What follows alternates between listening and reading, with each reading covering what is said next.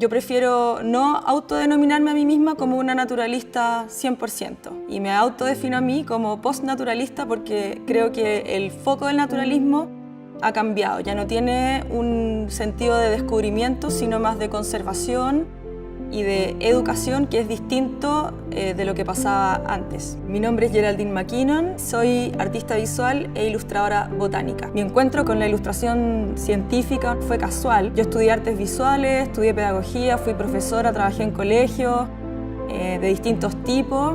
Después me fui a vivir a Isla de Pascua 3 años, ahí fui fotógrafa arqueológica. Allá mi jefa, que es una arqueóloga Rapa Nui, me encargó dibujar 83 especies extintas de la Isla de Pascua. Al empezar a pintar estas especies pude darme cuenta de cómo son las plantas, empezar a conocerlas, tuve que investigar, empezar a entender un poquito más el mundo de la botánica, que para mí era súper abstracto. Y fue en ese año de trabajo donde yo más me conecté con las plantas y quise seguir trabajando con ellas. La botánica es una ciencia que es muy específica, tiene que ver solamente con las plantas, pero las plantas nunca vienen solas. Entonces, aprender de botánica ha significado aprender de las otras áreas, de los otros reinos de la naturaleza y sobre todo de cómo funciona la naturaleza como conjunto. Te empieza a hacer sentido todo esto y empiezas a leer el paisaje y las plantas de otra manera, mucho más significativa, cómo los animales, las personas nos relacionamos con ellas. Entonces me lleva a tener un entendimiento del paisaje y del mundo mucho más profundo de lo que tenía antes.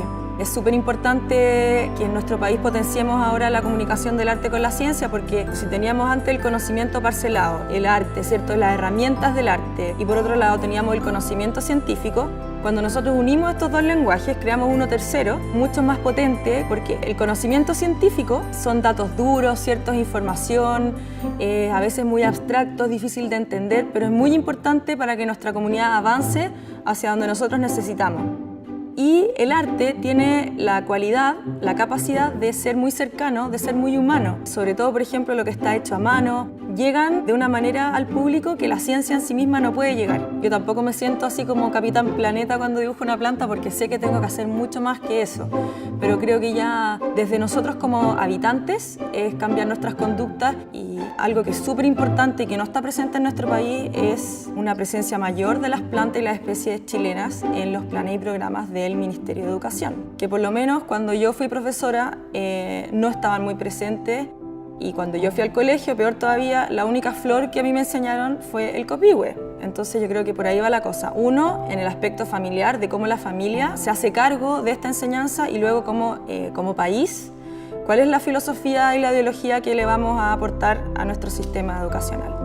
Yo creo que las plantas no tienen el mismo protagonismo en las historias de los niños como lo tienen los animales. O sea, en los cuentos los protagonistas siempre son animales y las plantas siempre son una especie de decoración al fondo, ¿cierto? Entonces yo creo que si nosotros cambiamos el foco y ponemos como protagonistas de las historias de las que participan los niños, solitos se van a ir atrayendo más por ellas. No sacamos nada con multar, no sacamos nada con estar haciendo programas súper lindos en la tele, si la cosa no viene desde las casas y desde la educación temprana de nuestros niños.